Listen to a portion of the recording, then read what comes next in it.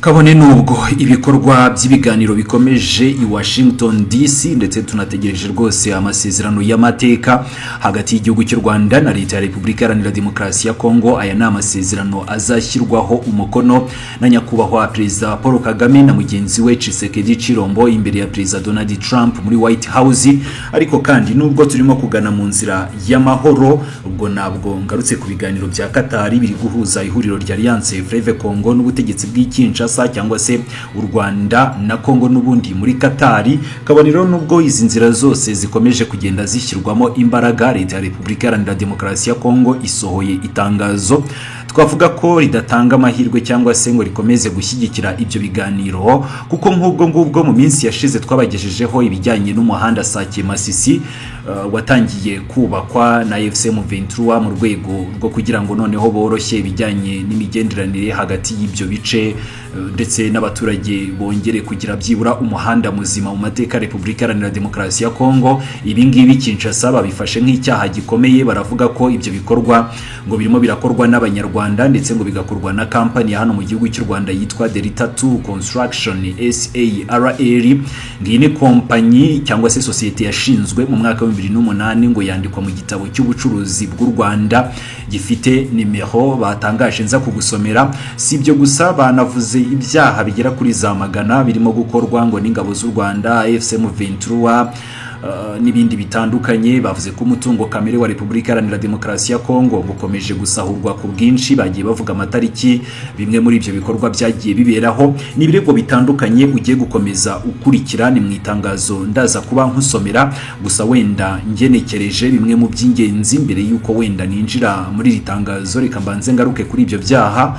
Ni itangazo rikubiyemo yego byinshi Kinshasa ishinja u Rwanda na FCM 23, ariko nk'ubwo ngubwo bavuze ko hari ibyaha birenga 308 by'ubwicanyi n'iyicwa ry'abantu ngo batandukanye. Hari n'abagiye baburirwa irengero, hakaza ngo ibyaha 124 by'ihohoterwa rishingiye ku gitsina no gusambanywa ku gahato. Hari ibikorwa birenga 315 by'iyicwa ribabaje n'iyicarubozo. Hari amagana menshi ngo y'abantu bashowe mu gisirikare ku ngufu. Banatanze ingero zitandukanye aho bavuze ko hari abasore 35 bashimuswe. Bavuga n'amatariki byabereyeho. Hari ugufungwa ku buryo bunyuranyije n'amategeko mu buryo buteshanga agaciro ikiremwa muntu. Hari ibyaha byinshi ngo byo gusahura byabaye hagati yo kwa 12 no kwa 7 Gicurasi. Bavuze aho iryo sahurwa ryabereye ndetse ngo no kwambura leta ibikoresho, aho bavuze ko M23 agiye yambura leta inyubako zayo n'ibindi bitandukanye.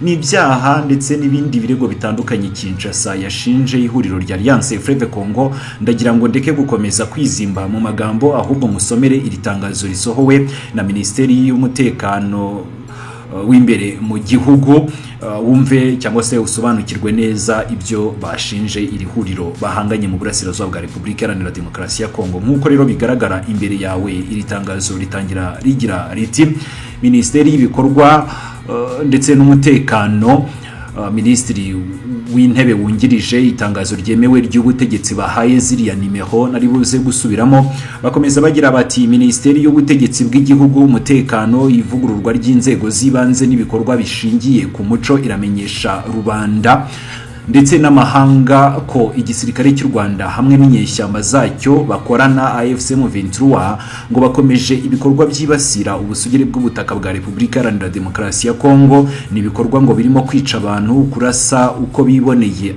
abantu b'inzirakarengane, kubahatira ku mugaragaro kujya mu gisirikare, gusambanya abagore ku ngufu ndetse no gusahura ubutunzi bwa Repubulika Iharanira Demokarasi ya Kongo.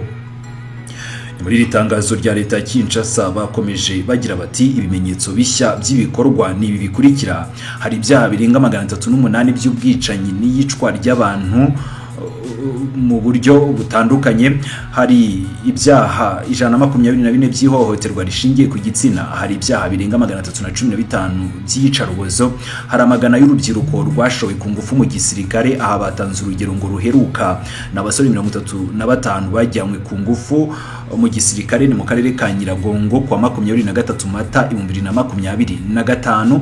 Ngo hari ugufunga abantu mu buryo butemewe n'amategeko kandi ngo bagafungirwa ahantu aho ubuzima bwabo buteye agahinda n'inkeke.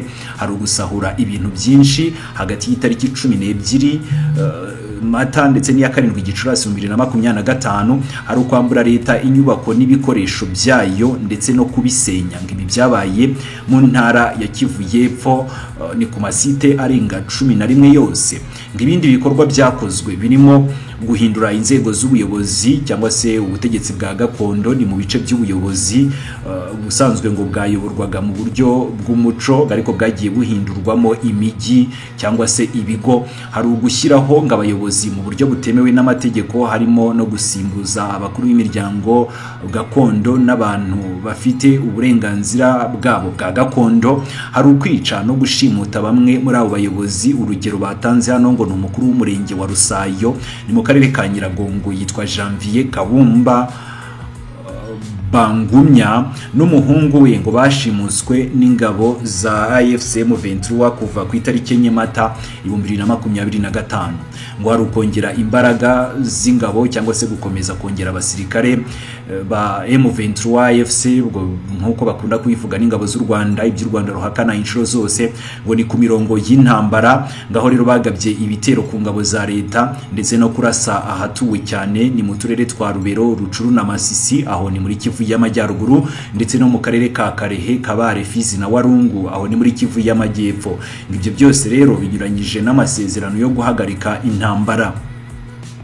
Bakomeje bagira bati hari gukomeza gushyiraho ubuyobozi bwigenga burimo gushyiraho abayobozi b'ingabo n'ibigo bitandukanye mu rwego rwo kugira ngo barusheho gukomeza kwigarurira umutungo kamere no kuyobora Repubulika Iharanira Demokarasi ya Kongo.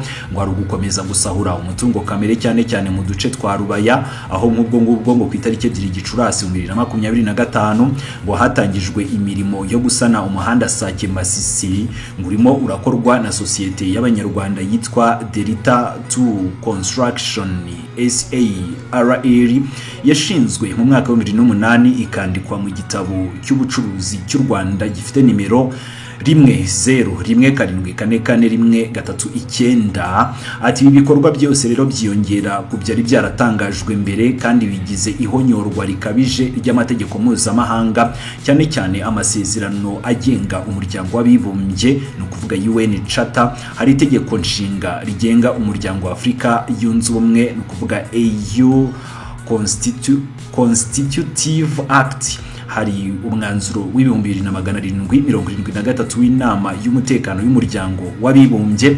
Ati minisitiri arakomeza gukusanya inyandiko n'ibimenyetso by'ibi byaha bikomeye byakozwe n'ingabo z'u Rwanda n'abacancuro babo ba M23 AFC kugira ngo ubutabera buzagerweho. Bikorewe i Kinshasa ku itariki 8 Gicurasi 2025. Shabani Luko Bihango G niwe washyize umukono kuri iri tangazo.